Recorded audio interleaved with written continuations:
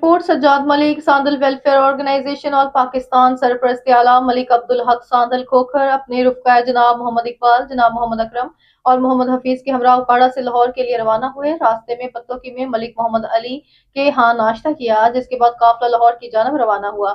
لاہور پہنچ کر اتفاق ہسپتال میں ملک انور علی سلہوترا اور ملک نواز علی سہلوترا کی ہمشیرہ کے آپریشن کے موقع پر ان کی تیمارداری کی گئی اور ان کی جلد صحت یابی کے لیے خصوصی دعا کی گئی۔ بعد ازاں سرپرست اعلیٰ ملک عبدالحق ساندل کھوکھر اور ان کی کابینہ جنرل ہسپتال پہنچے، جہاں ملک جعفر علی کی زوجہ محترمہ ملک لالا عباس کی چچی اور غلام مصطفیٰ کی ہمشیرہ زیر علاج تھی۔ وقت نے ان کی عیادت کی، خیریت دریافت کی اور ان کے لیے درازی عمر، جلد صحت یابی اور مکمل تندرستی کی دعا کی۔